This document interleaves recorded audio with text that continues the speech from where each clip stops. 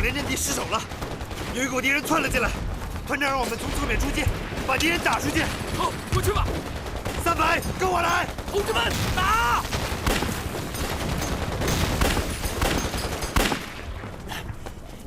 女共军，太稀罕了！兄弟们，抓活他！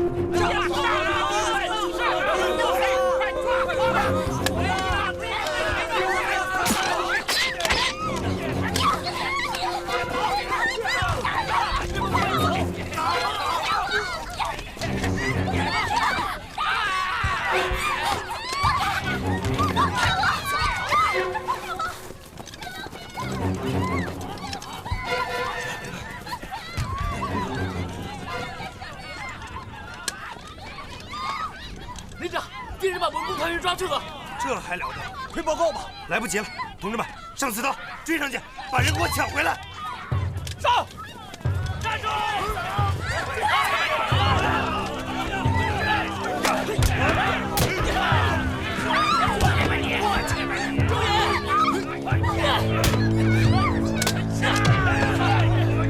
走，快走！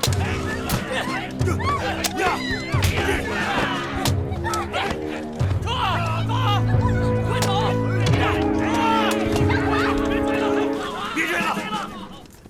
清点人数，看少了没有？谢谢你们了，幸亏你们来得及时。是啊，太谢谢你们了。团长，不知道会怎么样了。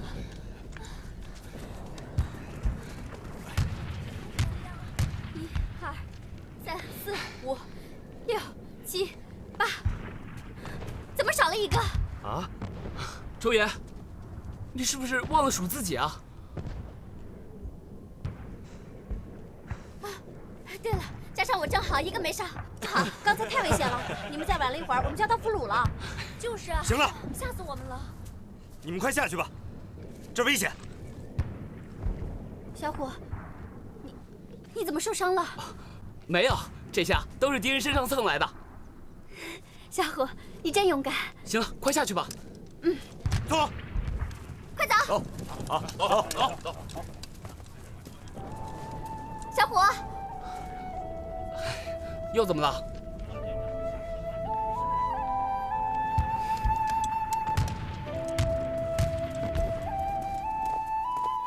啊，有这样的事儿？可不是嘛，人已经在敌人手上了。那是王大华带着一个排的战士，端着刺刀冲上去，愣是从敌人手里把人抢回来的。这叫啥子啊？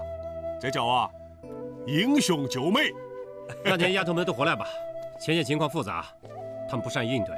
啊，他们呀都不肯回来，现在都到救护队去了。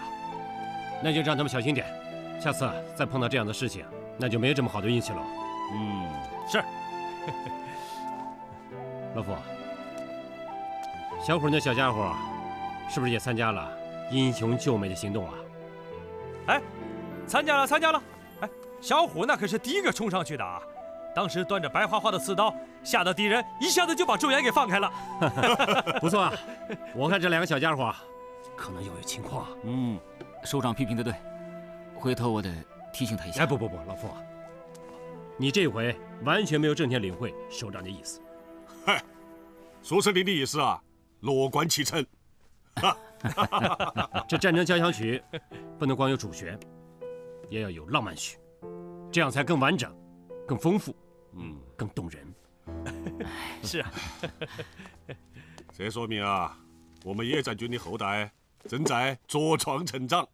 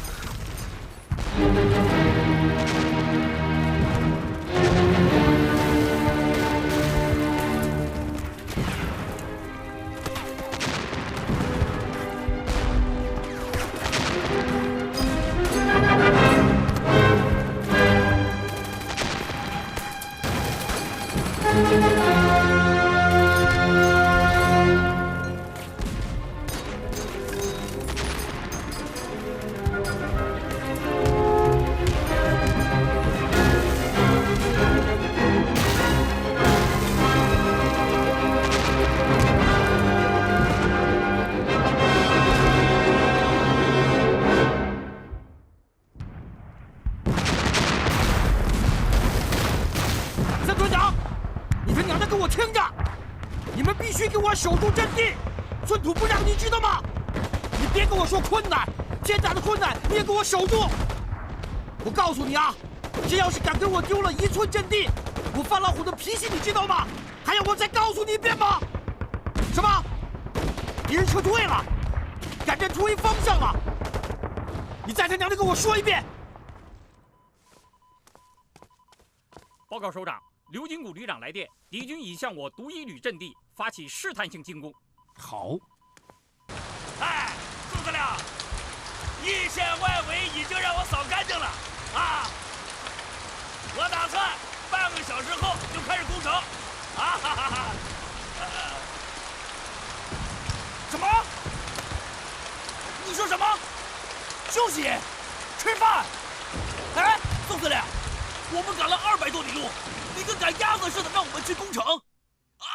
现在眼看城就攻下来了，你又让我们休息，你啥意思啊？你都把我给弄糊涂了啊！哎，我说胡师长，我可……哎，火焰弹，陈老总，你糊涂啥子嘛？苏司令是在耍敌人，你晓不晓得啊？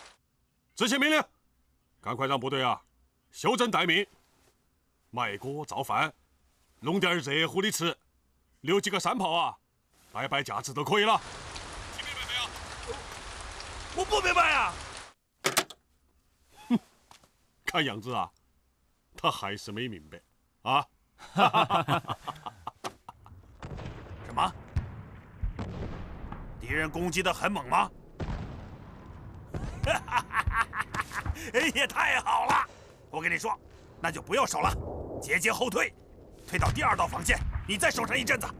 哎，我告诉你啊，一定要退得像真的一样。哎，哎，我跟你说啊，在粟裕司令手下当兵吃粮的，你既要会胜利前进，哎，也要学会呢胜利后退。哎，我告诉你啊，要是叫敌人看出了破绽，我刮了你的胡子。总长，如果26师要突围，只能往徐州方向，绝不能往枣庄和义县方向突围。为什么？刚才接到前方报告，雨雪很大，在通往枣庄和义县的道路上，前途有很多河流，我们的快速纵队很难通过，而且很有可能会被困在低洼地区。加上雨雪天气，这种可能性会更大。如果往徐州方向，道路会通畅很多。总长，丁参谋的话有道理。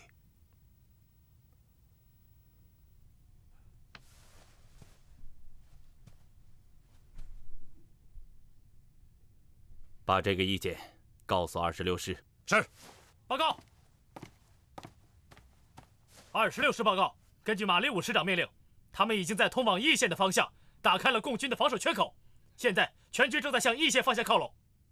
完了，26师完了。你什么意思？什么是他们打开了缺口？很明显，这条道路分明是粟裕给他们留下的。你是说，粟裕会在途中给他们设置埋伏？这个嘛，我还不知道。但是，最好命令他们往徐州方向突围。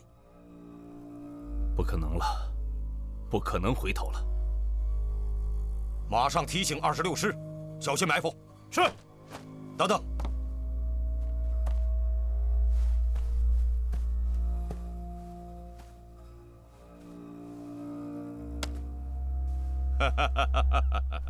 没有关系啊，那一带地势平坦，就算遇到埋伏也没什么了不起的。26师加上快速纵队火力强大，足以在野战条件下阻挡共军的进攻。他一定在那条路上另外布置了我意想不到的圈套。可是，是什么圈套呢？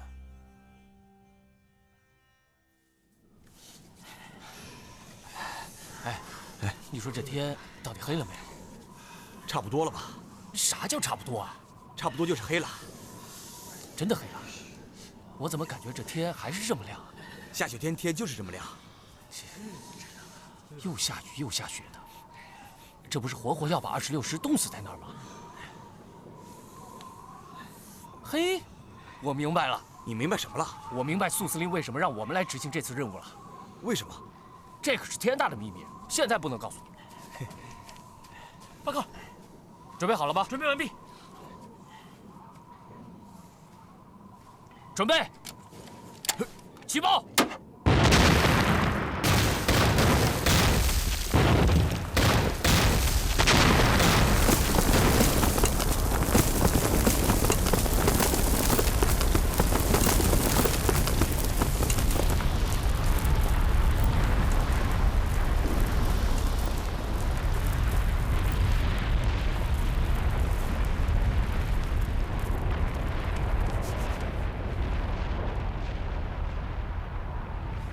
家伙，走，咱们去看看效果怎么样？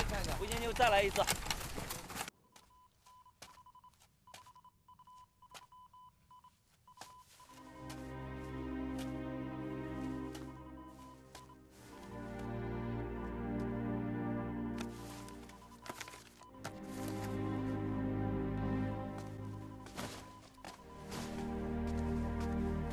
敌整编26师和快速纵队已经完全打通了都伊旅的防线，正在向易县方向全速前进。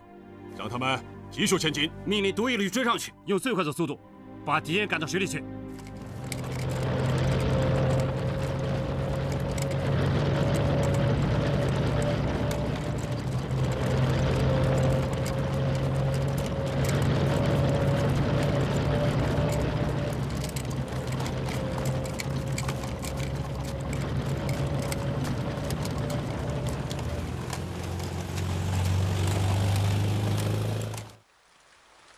报告，进来。哎，小谢啊，首长回来了。哎，怎么样啊？首长，没问题了。343高地附近的公路上，全都被水泡上了，足足泡了有3、4里路呢。我看清楚才回来的，而且那边现在范围还在扩大呢。好。哎呀，这个风雨声呐，越来越大喽！啊！先让敌人洗个冷水澡，凌晨2点发起总攻，天亮前必须解决战斗。特别强调啊，天亮以前必须撤出战斗。虽然现在啊，我们已经围住了敌人，但敌人的火力还是很强的。如果天亮以后啊，会增加伤亡。还有，天亮以后如果天气转好，敌人的飞机还会来增援。敌人目前的增援决心很大，必须要速战速决。按陈老总的指示，起草命令吧。是。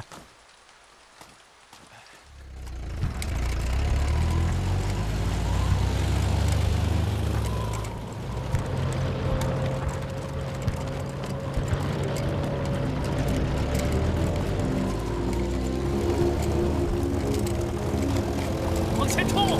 听见没有？往前冲！没有退路了，后面的共军已经追上来了。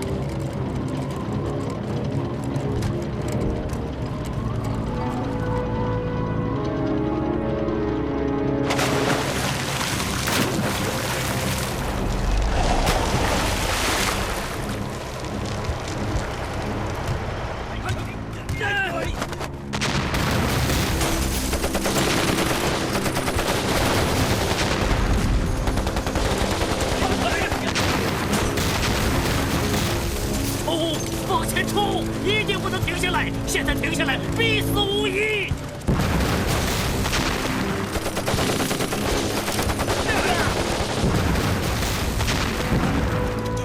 长官，共军正在阻击我们，道路全都被堵死了，到处都是水啊，到处是冰啊！我的坦克不能动了，长官，我的坦克不能动了！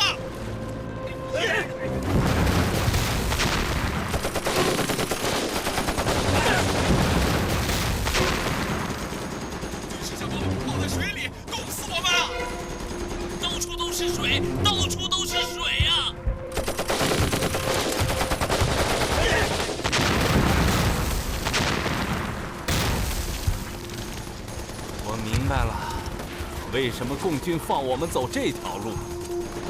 他是早就做好套了，这比什么埋伏都要厉害。全军都陷在冰水里，不到天明，冻都冻死了。鲁南战役，歼敌53000余人，生擒中将师长2人，缴获大批坦克、装甲车、汽车和火炮，被中央军委誉为空前大捷。咱们编个节目吧。好啊，什么节目啊？先起个名字吧，题目就叫做《巧借风雪打坦克》，怎么样？好啊，这个名字好。哎，首长来了，首长来了。咦，哎，姑娘们，冷不冷啊？首长好。姑娘们怎么那么高兴啊？听说前面抓到了很多坦克，听说是在泥巴里抓住的，就像抓泥鳅一样。对了，我们准备编个节目，题目就叫《巧借风雪打坦克》。哎，这个名字起得好啊，我非常满意。苏司令呢？我完全同意，就这么定了。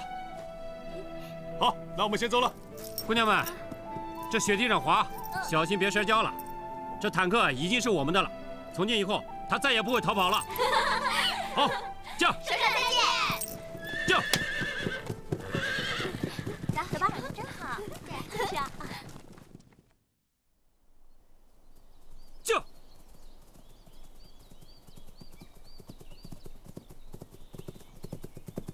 降。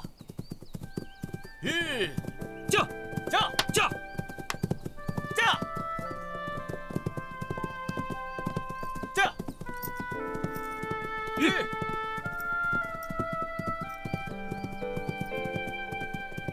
降。降。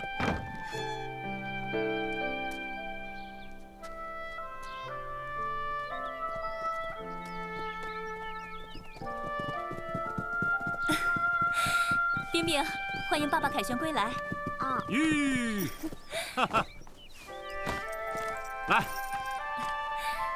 冰冰啊，爸爸回来了！哈哈哈。哎呀，冰冰，来，带上，好看吗？嗯。哈哈哈。哎呀，冰冰啊，哎呀，把帽子摘了，想不想爸爸啊？嗯。好。哎呀，沉了！哎呦，爸爸都抱不动了。哎呀，自从淮安一路转移到鲁南，一路上吃了不少苦吧？嗨，我们这点苦算什么呀？哪能跟你们前线打仗的比呀？哈，身体怎么样？还问我呢？你在前线经常发病，也不告诉我。你怎么知道的？陈老总告诉我的。报告，进来。哎，刘姐儿。哎，哎呀，嫂子。哎，首长，这个是地方政府慰问您到根据地休整。地方的张书记说了，这些钱他已经付过了，希望您一定要收下。你替我谢谢张书记，东西我收下，但是钱我一定是自己付。是。哎，小冰冰，和叔叔再见。谢谢啊。嗯。再见。再见。好。哎呀，今天中午啊，我和你妈妈露一手，做一道咱们湘西的特色菜——红焖羊肉，好不好？好。还是我来吧。你大老远回来一趟不容易，哪能让你动手呢？那咱们3个联起手来，一起消灭这个敌人，好不好？好。好，走。哎呦，大乖儿子！红焖羊肉，哈哈！冰冰，见到爸爸高不高兴啊？高兴。真乖，大儿子。看你高兴的。见到儿子还能不高兴啊？嗯。冰冰啊，你看这树叶好不好玩？好玩。好玩吧？好不好？来，唱首歌，好不好？好。云儿飘，星儿摇，快走西凉风潮。哈，爸爸上中学的时候还在学校参加过合唱队呢。爸爸，你给我画一支手枪。画手枪？好，你看爸爸画的像不像啊？你们这次休整多长时间啊？那要看蒋介石给我们多长时间了。我们的计划是20天以上。毛主席来电报说，多一天好一天，休整啊就是胜利。但是，蒋介石可不这么想啊。蒋介石怎么想啊？他呀，现在正瞪着一双眼睛，到处找我们呢。那他会不会找到啊？他肯定找不到。你知道为什么吗？不知道吧？因为啊，他的眼睛不好。为什么他的眼睛不好？他视力不好。他为什么他视力不好？他看不见啊。哦，我听陈老总说，你们放的独六师在平章线上当疑兵是吗？是啊，只有独六师的戏演得好，起码可以迷惑敌人20-30天。哎，怎么陈老总什么都告诉你啊？哎呀，你还没回来，老总就打电话给我。老总说让你好好休息，这是野战军交给我的最大任务。爸爸，我要听你讲打仗的故事。咱们今天啊，不说打仗的故事，哎，咱们唱歌好不好？好。你会唱什么歌？游击队之歌。你会唱游击队之歌啊？那歌可不好唱啊。我唱给你听。好，欢迎。来。我们都是神枪手，每一颗子弹消灭一个敌人。我们爸爸妈妈没唱，谁说的？我说的。嘿，你爸一回来你就成小叛徒了。那是当然了。哎，那妈妈，咱们3个一起唱好不好？好。好，预备，唱。我们都是神枪手。每一颗子弹消灭一个敌人，我们都是飞行军，哪怕那山高水又深。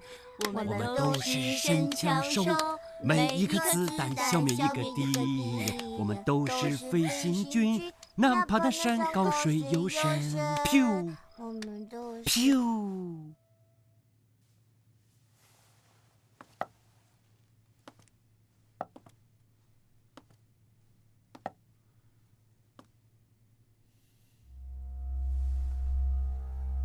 华东到底有多少共军？到底有多少共军？委座，华东共军已成强弩之末了。委座，华东共军节节向北溃退。委座，华东共军现在可能有数十万之众，我们切不可以轻敌啊！委座。华东共军在获得我军的大量武器装备后，实力大为增强，今非昔比了。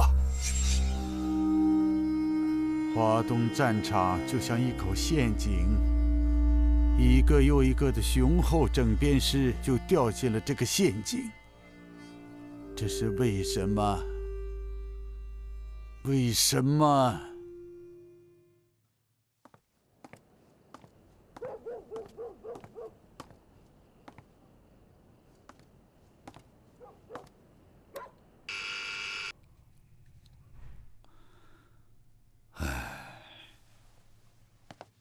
国防部和参谋总部都向委座打报告啊，说是自开战以来，华东共军在我强有力的打击之下节节败退，现在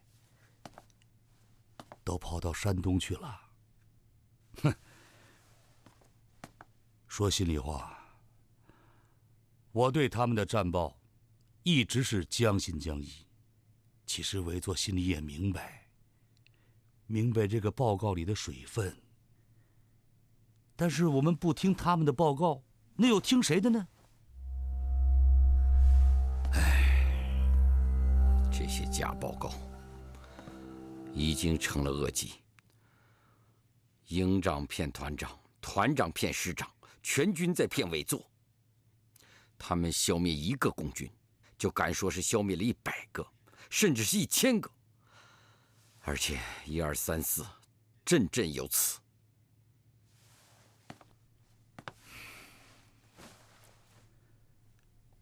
这些人呐，部队是干什么的？部队是打仗的，稍有不慎，山河破碎，人头滚滚，整编的26师，还有那个快速纵队，在2天之内全军覆没。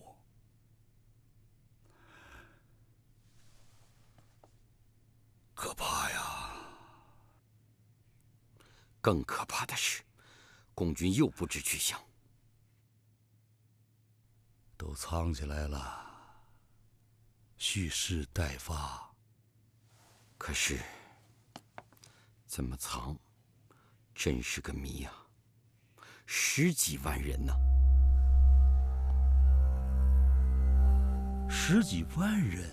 当然，你算算，要消灭马立武这样的部队，共军至少要集中4倍到5倍以上的兵力，再加上阻援的部队，10几万，只多不少啊！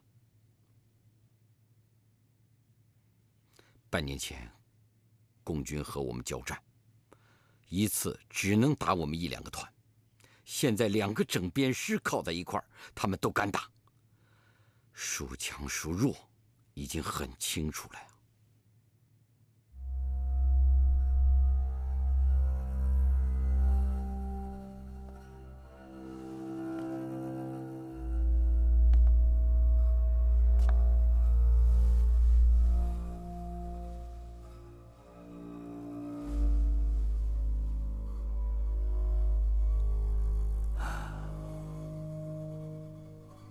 你的意思，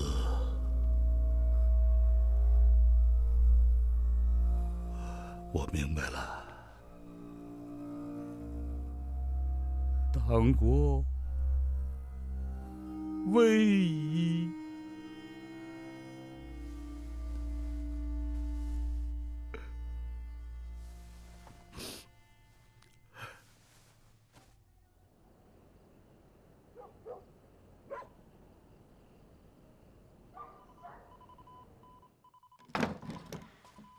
司令员，司令员来了。首长，首长好。大家有没有好好睡一觉啊？啊？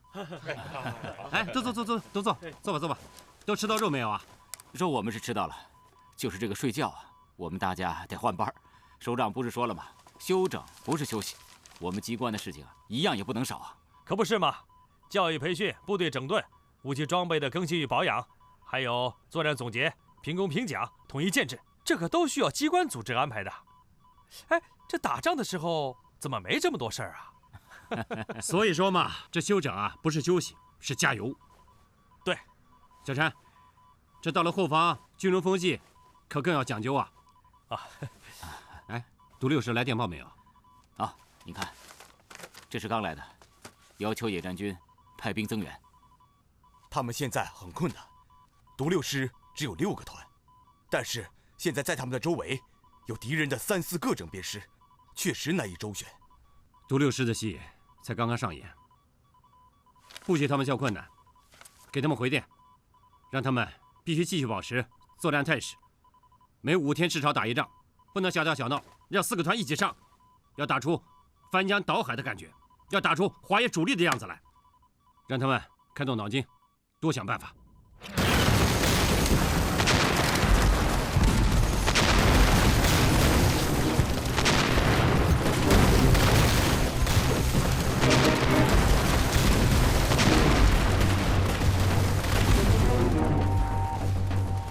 命令各团停止战斗，天亮之前给我撤离战场。是，不能再打了，敌人已经开始反击了。等他们反过劲儿来，咱们可吃不消啊！这仗根本就不能打。现在这种情况，能够自保已经很不容易了，主动出击就等于以卵击石。这苏司令也太抠了啊！这掩护大部队休整这么大的任务，连个像样的部队都不给留下。哎，苏司令这步棋肯定是对的，就是有点高看我们独6师了。报告，有一股敌人朝我们这边冲过来了。有没你？有，跟我来。是。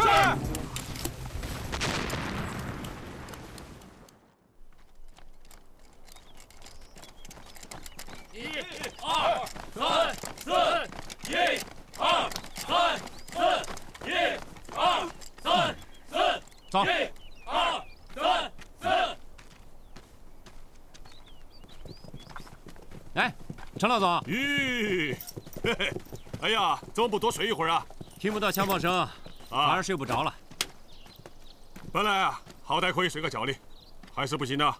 刚才傅继平啊给我发了个单子，我数了一下，必须要办的事情啊，超过了100件，真的是日理万机了。今天一早，杜六师又给我来电报了。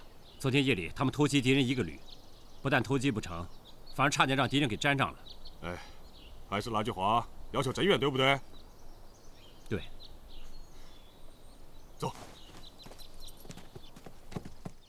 对，所有的情况必须要尽快的掌握。哎，陈老总，老总，司令，外边冷吧？哎呀，来，快来，坐，烤火，烤火。哟，苏司令，还是屋里暖和啊。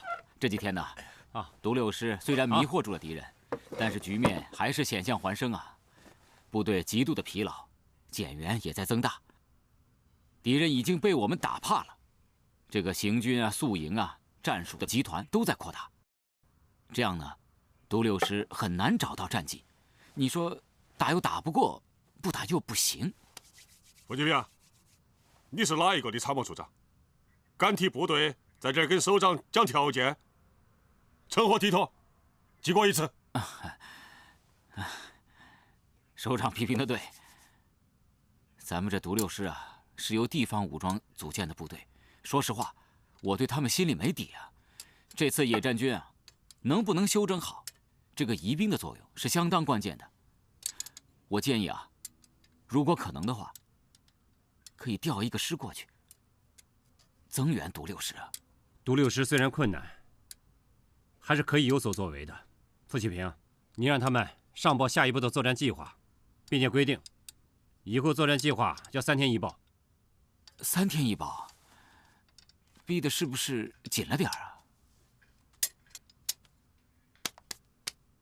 该讲的都跟他们讲了，剩下的呀就是执行任务了，必须要寻找战机，创造战机，造出华东主力的威风来。啊，那增援的事儿呢？留中不发，一个字不提啊？一个字不提啊，就是态度。嘿，一个字不提，可不是不管呐。他们要有啥子困难，该管还是管。老总啊，我有一支骑兵，可以前去增援独六师。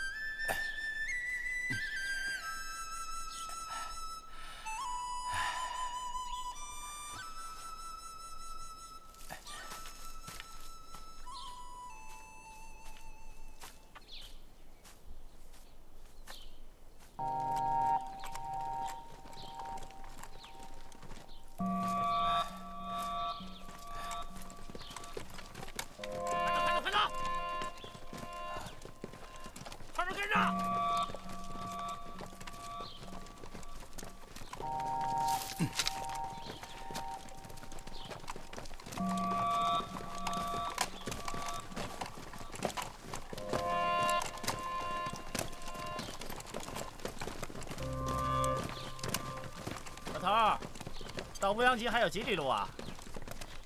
啊？到乌阳集还有几里路？哦。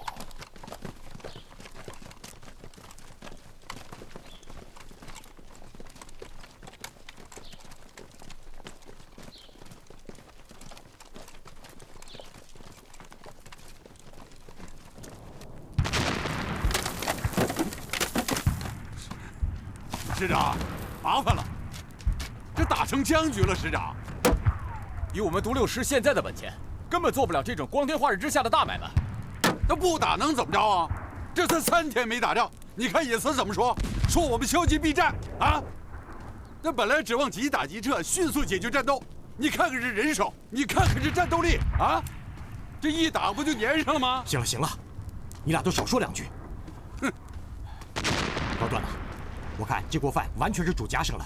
不管怎么样，咱们行动要快，要不咱们就被动了。被动了才好，被动了才合他们的意呢。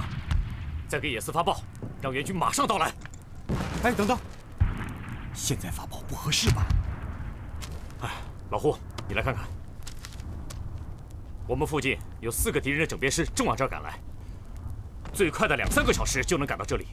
那个时候，对面的这个335师和他们里外夹攻，我们独6师啊，就是插翅都难飞呀。那要现在撤退，335师一定尾随咱们上来，形成被敌人追打的局面，那咱们不更被动了吗？必须用最快的速度拿掉这个335师。怎么解决？能解决早解决了。正常的方法是来不及了，只能使诈了。那你赶紧下命令吧。你带上特务营，扮成敌人援军的模样。你看，从山口这头一路热热闹闹给我打过来，我们这边被你们打得人仰马翻，措手不及，只好给你们让开一条通道，然后你们就朝着335师的师部发展。到了他们师部附近，你们就发起强攻，干掉他的师部。这样太冒险了，万一被敌人发现，那咱们有可能全军覆没呀。没有别的办法了。参谋长，有。执行命令。是。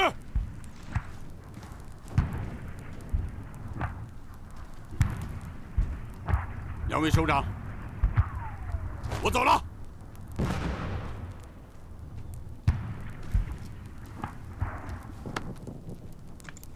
小心点啊！特务营有，跟我来。是。快！站住！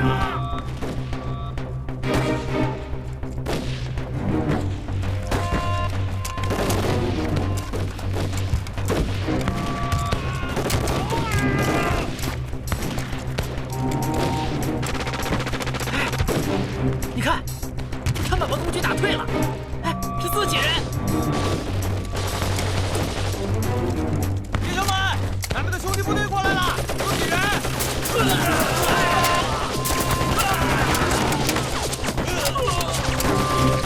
同志们，占领任务！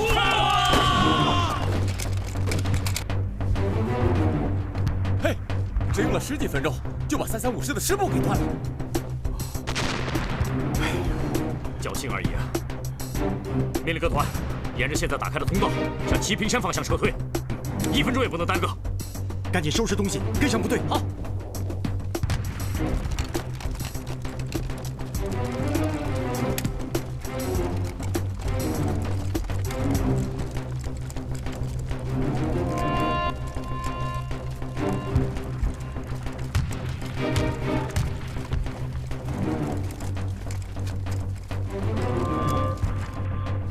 团长，有一股共军往齐平山方向去了，我们要不要打一下？上峰没有战斗组织，我们怎么打？我们一个团还不够共军一口吃的。这股共军太厉害了，一个冲锋就把师部打掉了。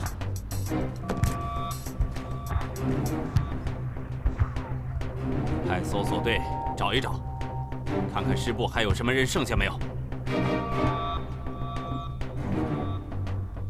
这肯定是范老虎的部队，我跟他交过手，打仗就是有股不要命的劲儿。范老虎，那可是共军的1等主力啊！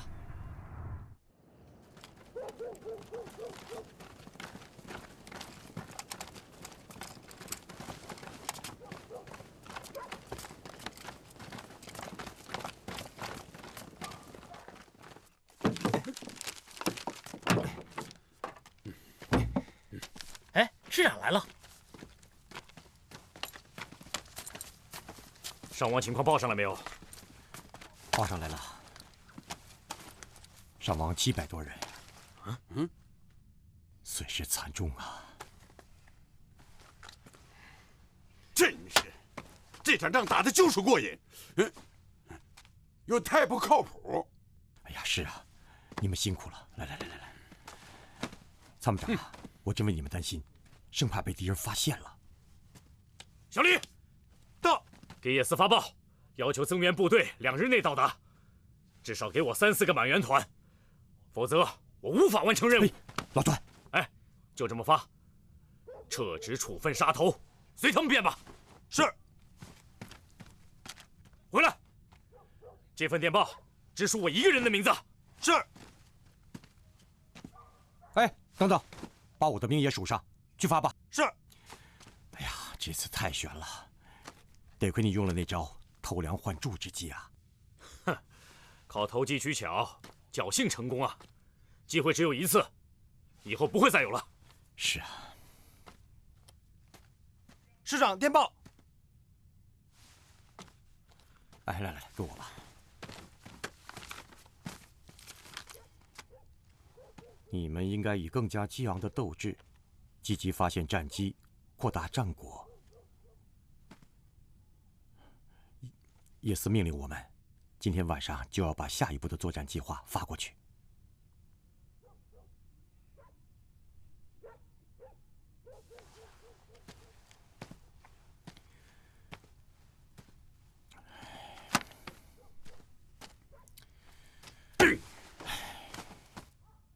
首长，开饭了。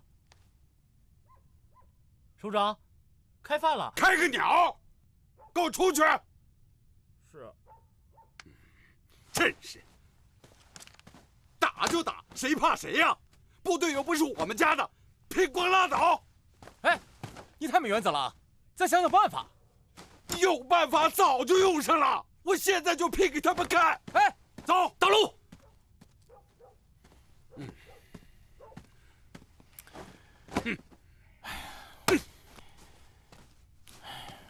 老段，这可怎么办呢？怎么办？哼，全军打着火把到山外游行去，每人剩一颗子弹留给自己。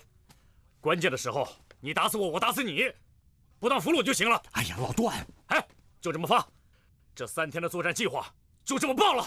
哎，老段，你别着急呀。是电报。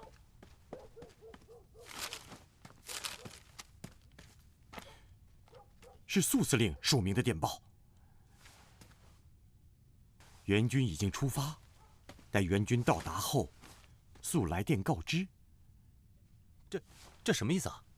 对呀，这什么意思？这是援军？哪儿来的援军？哪个部队来的？从哪个方向来的？来多少人？这什么都没写啊！这个，你放心，苏司令一定有妙计啊！这我怎么看不出来啊？师长，回个信问问。报告，又怎么了？来了个老乡，说认识段师长跟胡政委，要求进来见首长。我们刚到，怎么消息就泄露出去了？怎么回事？我马上让保卫科查查，到底是谁，怎么得到消息的？哎，人家既然说认识我们，就叫进来看看吧。是。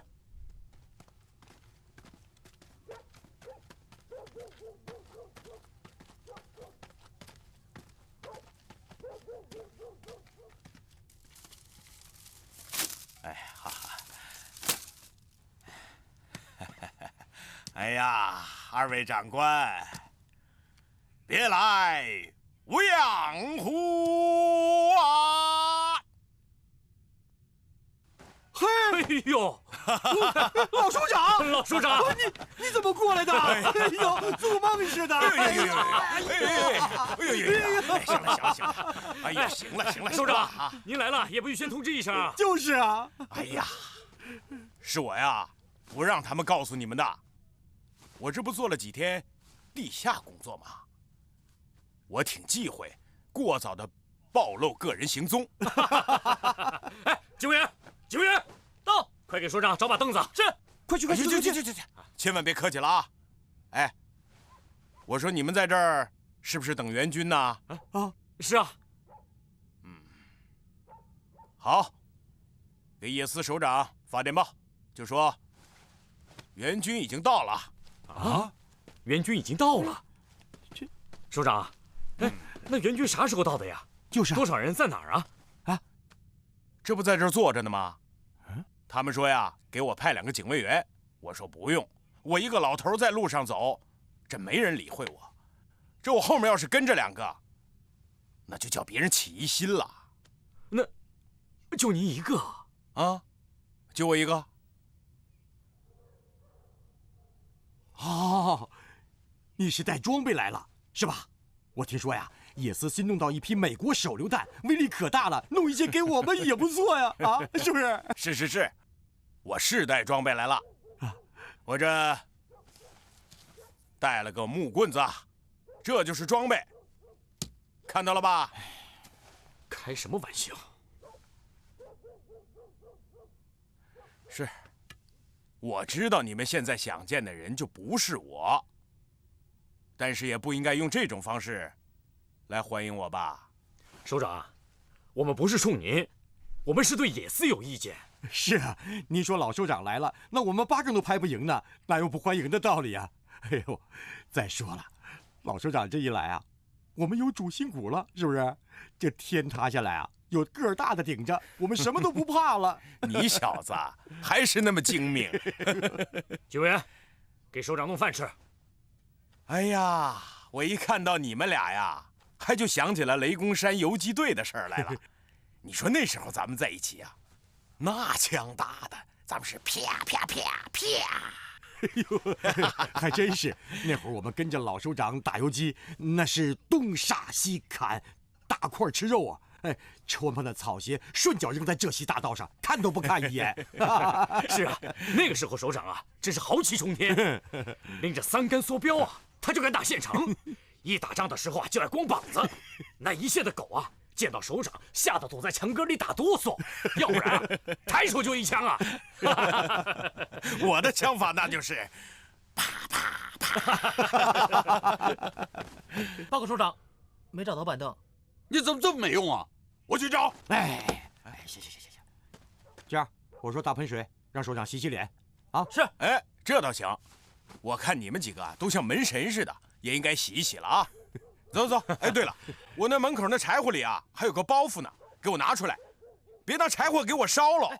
爸爸，哎，你看地图干什么？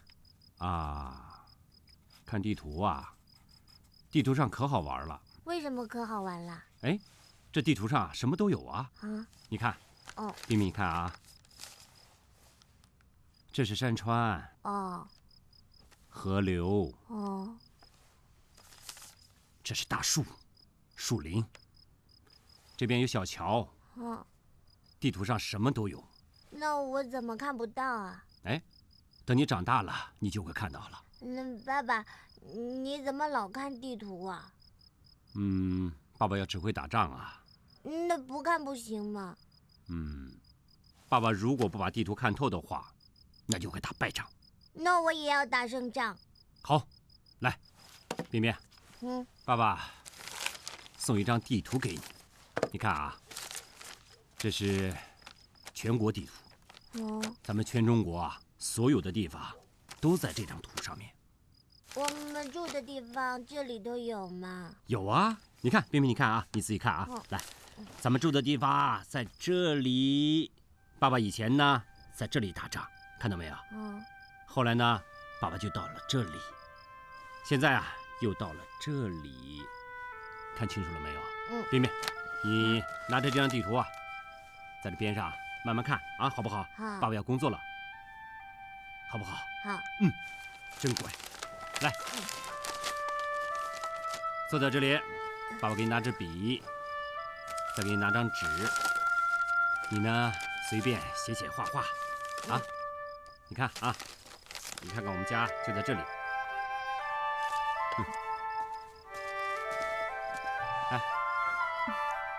哎呀，这2天又没完没了的看地图啊。山东这一块儿，我从前不太熟悉，下一步要在山东打仗，我得抓紧时间熟悉一下。全都要背过啊？也不用故意去背，这多看几遍就能记住了。真的？怎么？你还想考考我？那我就考考你。好。青田庄标高是多少？标高268米。东小河过了山背村，再经过什么地方？过了山背村，前面是李庄，然后是陈庄、关集、大宛城。在五渡口汇入黄河。你还真神了。我再问你啊。好。龙口集旁边都有什么东西？龙口集东北方向有一座小山，标高276米。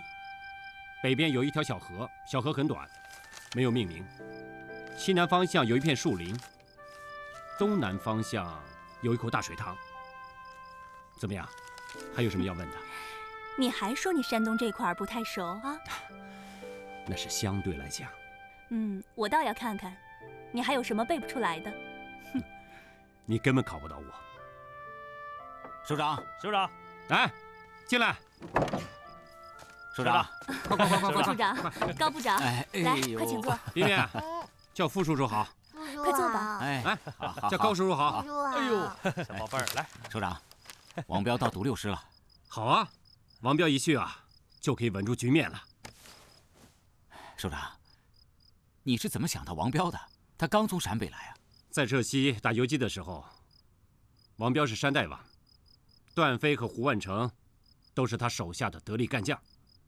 首长是他们的总头目。对呀，他们几个跟随我多年，我对他们很了解。段飞会打仗，爱冒险，但是情绪容易激动。胡万成性格敦厚，正好弥补了段飞的不足。他们俩在一起搭档多年，相得益彰。但是独立支撑局面的时候不多，王彪一去啊，就成了他们的主心骨。这个段飞啊，这个脾气很急呀，谁都敢骂，但是他就是不敢骂王彪。你把这个放这边啊，轻点，吃饭呢都是土。对，慢慢的，开饭喽。菜来了。哎呦，来放这儿。有肉啊！当然有肉了。来，坐。你们俩看干净点啊！哎，老首长，您请上座。好，上座。老师长，上座。老师长，坐。来，坐。好。老师长啊，待会儿咱们边吃边聊啊。好。这块腊肉啊，嘿，我让崔氏班长存了一个冬天呢，晒了5、6次，油脂都出来了，看着都爱杀人。当初接待野司首长啊，我都没舍得拿出来。这次一股脑全煮了，你看辣椒、姜末，来，吃，开吃啊！吃啊！筷子，来，给他。哎呀，玉米面饼子，给你拿块。好嘞。肉，吃肉了，真不错，多少年没吃这么好的肉了。算一算，我们这有多少年没照面了？你去陕西，哪年来着？民国25年。对，一会儿这就10年了。哎呀，有时候夜里睡不着觉。咱们在一起这酸咸苦辣这个劲儿啊，哎呀，就在眼前这么晃。你想赶他都赶不走。是啊，我也向不少人啊打听过您的消息，听说您在东征的时候啊受了重伤，后来留在陕北了。您进步挺快啊。进啥步啊？别提了，受了伤之后啊，我这身体一直不好，就跟抽了大烟似的，躲在那个陕北那个山沟里边，闹了几亩地，种了2亩土豆，2亩棉花，一直伺候的那真不错。一到秋收的时候啊，全家老小全上阵，这都忙不过来，我这还进什么步啊？不过种庄稼这事儿啊，这我还真是内行啊，得到了咱们边区模范的称号。这庄稼种的啊，庄稼这么一种，你看着我吧，治病啊，当时那是瘦的跟麻杆似的，现在膀大腰圆了。老首长啊，好像党中央浪费人才似的。我可听说啊，你是毛主席身边干大事的。干啥大事啊？只是跑跑腿儿，动动嘴儿的，这可跟你们比不了。你们这是真刀真枪的干呐。段飞，我看你这脸色可不大好啊。等全国一解放了，也种他几年庄稼啊。嗨，他呀，受过几次重伤，连续行军，这身体也没养过来，手一脚就心慌气短。你看那脸白的，像不像个曹操？哎呀，我们段师长这辈子怕是没种庄稼的命了。等打完了仗，我们送他去苏联休养算了。去苏联干什么呀？等全国一解放，北京、上海、苏州、杭州不都是我们的地盘了？想去哪儿疗养就去哪儿疗养，去那地儿，冰天雪地的，冻死个人。我还是听老首长的啊，我也回家种几年庄稼算了。哎，这就对了。等全国一解放，我还是回到我那山沟里去，种上几亩地，带着老婆孩子。那，哎呀，不行啊！我这老婆是知识分子，这想法多，她到时候不同意，眼光高。首长，你娶媳妇了？还知识分子？哎，说，一定很漂亮吧？哎呀，这后悔药就是没地方吃。当初那不是赶时髦吗？找了一个女学生，要是现在我非得找一个陕北的婆姨，能种地，能生孩子，还能做饭，那小日子多美啊！你看看现在，这个女学生跟了我7、8年了，这才生了一个女娃娃，不能提这事儿，对不住先人。你说就这吧，这就算了吧，可她还是跟我找别扭，每天得检查我卫生，见着个虱子就在那儿像见着老虎似的，滋儿哇的乱叫啊！这我得跟她说呀，我说呀，自古当兵的，谁身上没有百般个虱子？有虱子，说明这个男人阳性旺。对，阎王爷都不敢招他去。可人家不听啊，每个星期检查一次，不合格，别上床。你们想想看啊，一个驰骋沙场的大粗老爷们儿，和一个知识分子小丫头共住一个窑洞里边，哎，你们想想。这什么情景啊！啊！来，吃。哎，好了，咱说点正事儿吧。我这从陕北刚到这儿来，好多情况这也不了解。哎，这毒瘤师怎么就交给你们2个伙计了？嗨，说起来啊，也是巧合。老段身体不好，在根据地养病啊，养了半年。我呢，参加军校谈判没有成功，我们俩回到野司的时候啊。正好赶上河边那个毒瘤师，野司领导啊，就征求我们的意见呢。其实我是特想回老部队，可没好意思开口讲。你不说出口这是对的，说出来也没用，还得说你挑肥拣瘦。哎，老师长，您这次来，是不是给我们带什么任务来了？没有，没什么任务。不可能，上面要给我们糖豆吃。派个宣传队员来就行了。真没什么任务。我这次来呢，粟裕首长告诉我呀，你们这儿遇到些困难，叫我过来看看能不能帮上你们什么忙。哎，你们该怎么做可还怎么做。这样吧，那我就自封一个高参吧。哦，哎，小李啊，小李，你过来。那个烧点开水，看看能不能找点茶叶。吃完饭我们开会啊！快去。是。来吃，师长。好，待会儿给你汇报工作啊。好，来吃肉。还是这个肉香啊！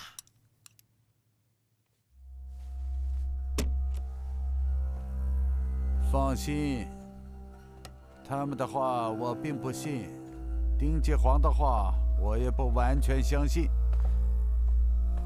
谁的话我都不信，我只相信自己的眼睛，自己的判断力。那伪作的判断是什么呢？战争开始以来，我们一步步把共军挤出了苏北，现在苏北已经为我控制，这是事实。我们在战场上的损失，主要的责任在前方将领。他们有的是不懂战术，不会打仗，如戴之奇之辈；有的是贪图享乐，擅离职守，如马立武之辈；还有的昏聩无能，如李玉堂之辈。所以下一步作战，战术问题我要亲自负责，对前线将领有严厉的予以管束。没错，华东如果真的有10几万甚至20几万的共军，那我们的策略是不是需要更加谨慎一点呢？陈先生，打仗你是外行，华东共军没有后方，没有补给，又一直在不停的打仗，到现在他还能坚持下来，已然是很侥幸了。说他还能发展，那完全是神话。共军的部队是顽强的，不然早就完了。老实说，国军里面也只有张灵甫、胡琏他们少数几支精锐有如此斗志。魏佐，前线交给汤恩伯、顾祝同他们，是不是弱了一点啊？这一次我要让陈诚负责，要让陈诚统领全军。